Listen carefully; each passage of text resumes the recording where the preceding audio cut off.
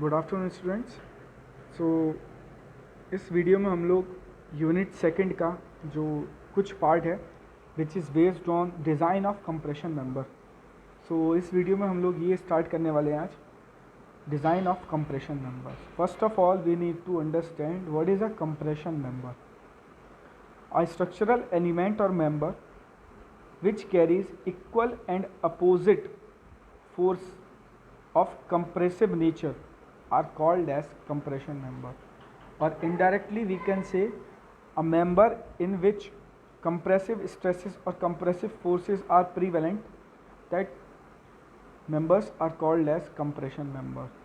So to understand this, we'll see a very general figure which is a bar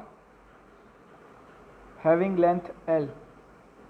So if we provide a compressive force of equal and opposite nature, then this bar will compress and the length will be L minus delta L. That delta L is change in length. That change in length will be negative because of compressive nature of force. So it is a very general explanation that how a member can be a compression member. जैसे कि मैंने इस figure में आपको show किया कि compression forces के कारण नेचर कंप्रेसिव हो जाता है, कंप्रेसिव स्ट्रेसेस डेवलप हो जाती हैं, that's why this is called as a compression member. So we have many sections that are used as a column, because column is a main compression member. Suppose we have a pole which is fixed on ground and free at other end. If we put a load P on the top of the column, then this column will be in compression because of the reaction which will be coming out of the ground. So the same will be the force at the ground level which is of compressive nature. So this compressive force will try to bend this,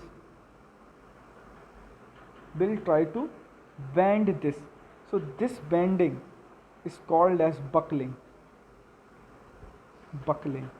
Why? Because the forces are axial to the axis of column. Okay, suppose if this is a beam and the force is applied transverse to the longitudinal axis of the beam, so this will bend the beam in this direction, but this bending occurs due to the transverse forces at the other end. If you see in the above figure, the forces are axial, that is the forces are along the height or length of the element, that is why this is called as buckling, which occurs due to the axial force, but bending occurs due to the transverse forces. So this is the difference between the bending and the buckling. Now we will see कि कहाँ पे compression members या compression members को हम लोग use करते हैं. First हो गया column, that I have told you. Columns कहाँ मिलेंगे हमको? बिल्डिंग्स में मिलेंगे. बिल्डिंग्स के फ्रेम में, बिल्डिंग में जो वर्टिकल कंपोनेंट होते हैं that are called columns and horizontal components are called as beams. So in buildings columns are vertical components are compression members. On the other hand, we will see trusses. In trusses, the cord, that is a top cord, it will be in compression, so it is a compression member. The diagonals, these are the diagonals, so these are also compression members. In frames,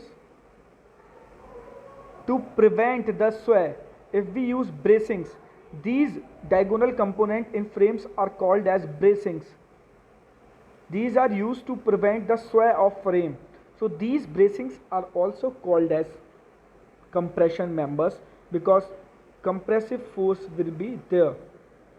Okay, So there are other compression members also. In the crane we have a boom, which is a kind of a truss section.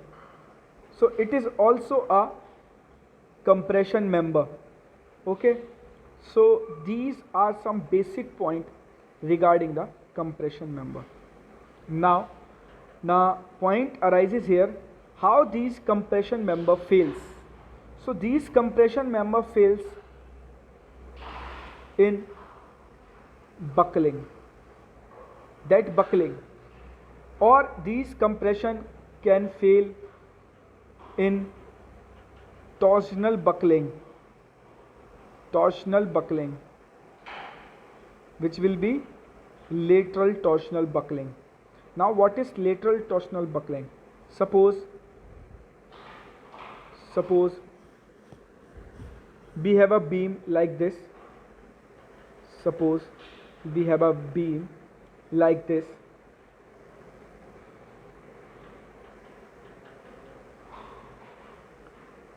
Which is fixed at this end, and if load acts at this point, so this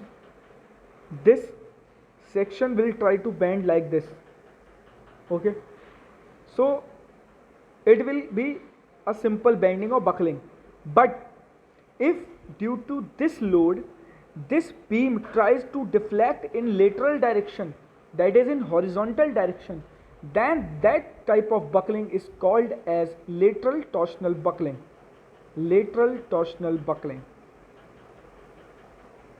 Okay, so these are some modes of failure. If suppose there is a short column, there are two types of column, short column and long column. Okay, so short column fails in crushing or bulging. Short column may fail in crushing. So this kind of figure you may achieve when you apply load greater than its strength. Then the column may fail like this, it can bulge. Okay, on the other hand, if a column is lengthy, means the column is slender का मतलब हो गया length is far more than its other dimensions. So in this case, if you apply load, then it may fail in buckling. So to analyze the long columns, we use Euler's theory. And you have studied in the SOM that we find Euler critical or crippling load, the load at which the column starts to buckle, is called as critical load. Okay, so in long columns Euler's theory is valid. Okay, so now we will see that how we will design a column in steel structures. We will see struts also, but first of all we will see columns. So columns may be of I section, columns may be of rectangular section, column may be of channel section, column may be of angle section, column may be of T section. So there are various sections that can be used as a column. But why I sections are used, that we will see.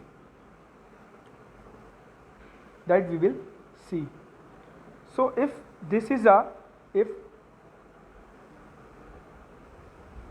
suppose this is a I section, and if we draw the bending stress diagram, then we can see that the bending stresses, bending tensile stresses, bending compressive stresses, this is the neutral axis. You can see the bending stresses are maximum at the top fiber, which can be resisted by the flanges. Okay, now remains the wave, and in wave the bending stresses are less as compared to the top and bottom. But if we draw the shear stress diagram, then you can see the shear stress is negligible at the top and bottom, but maximum at the center. So we can assume that the wave of I section is the shear stress the shear stress